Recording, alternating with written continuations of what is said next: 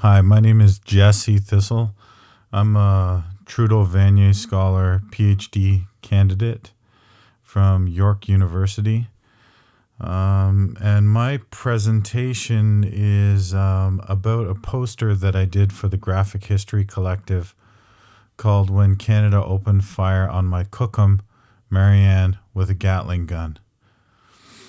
The information contained in the poster, which was a joint effort between me and my brother, comes from field work that I did with Dr. Carolyn Podruchny in 2013 and my own field work over the course of 2015, 14 and 16, so 3 years. So altogether 4 years of oral histories that I went around with my research team, which was my Auntie Vaughn and my mother Blanche Morissette, and we went around and talked to old cookums and mushums and people's aunties and uncles, and we recorded their testimonies. While we were doing this, we started to notice that a character kept coming up that was lived a very adventurous life, and it was the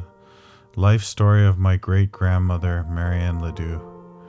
And Marianne Ledoux was present during the Battle of Batoche in 1885, May 9th to 12th.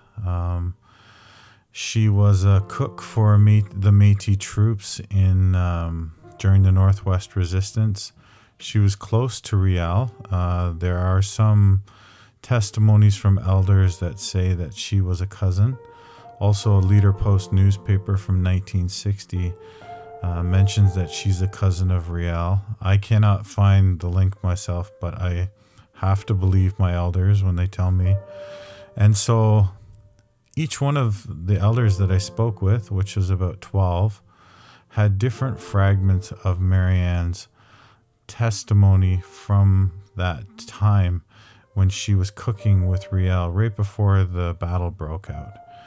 And so when I put all their different narratives together, I saw the complete picture of what happened to Marianne while she was cooking for Riel in 1885. And so I took all that information and I put it into a research paper that I wrote with Dr. Carolyn Podruchny and presented in Winnipeg in 2013. And then I've been continuously working on it. So Sean knew of this work that I was doing, Sean Carlton from the Graphic History Collective, and he asked me, he said, do you want to, put Marianne's story into a piece that we can showcase for Canada's 150, because it's a great anti-colonial narrative. And I said, sure, And so I went through all my records and I collected everything that I had. And I contacted my brother, because I'm not an artist and he is.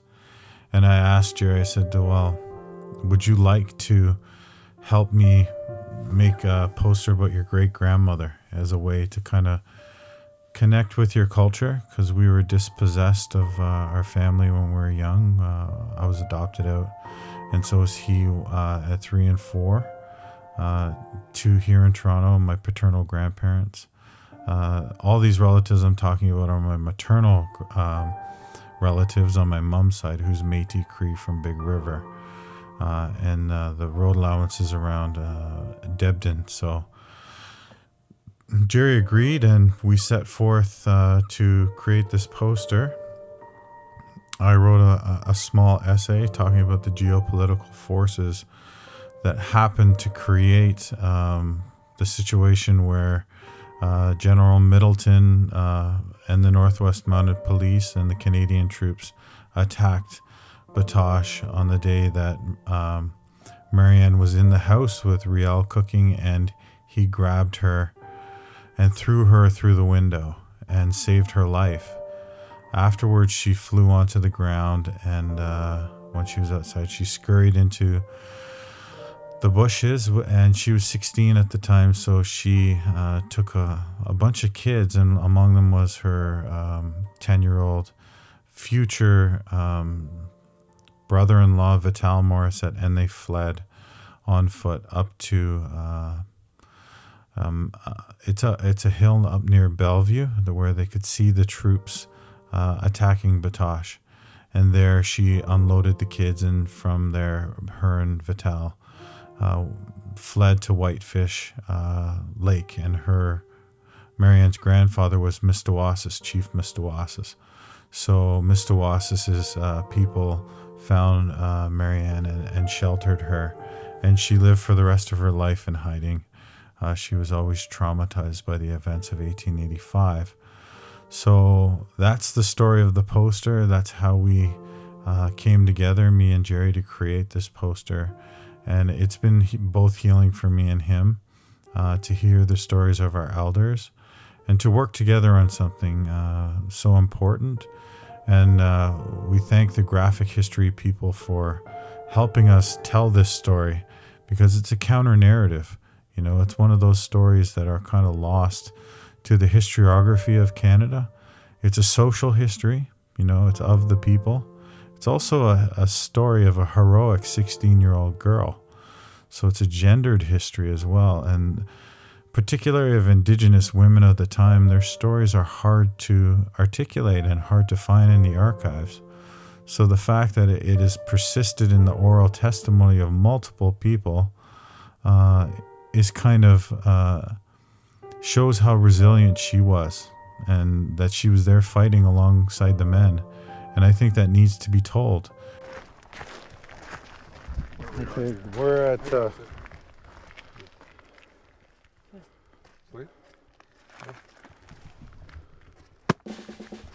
we're here at Batoche, Saskatchewan.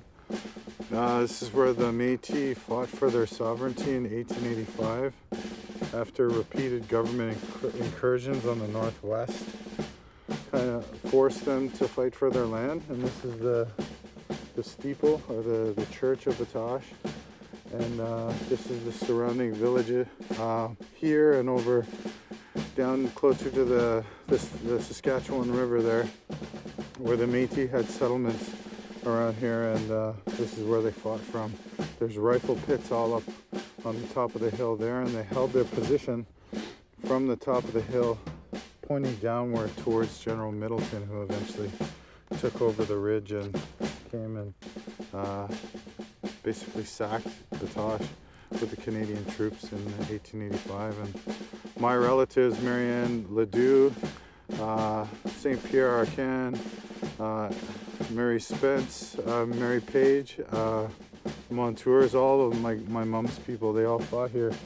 This is where we lost our sovereignty, and we resisted, and we still resist, I think, by coming back here.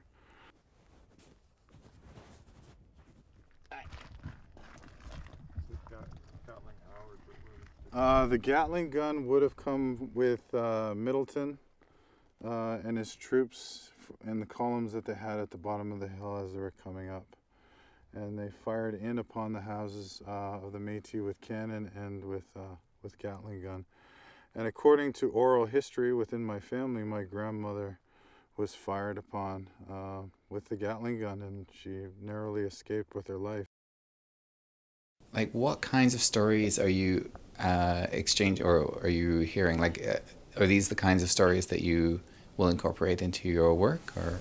Yes, these are the exact stories. So Martha has the second half of a story where Marianne is in the cottage with Riel cooking, and the shots opened fire, and he throws her out the window, according to some people, and then she runs into the bush with the kids. So I got the first half of that story from the Morissette siblings.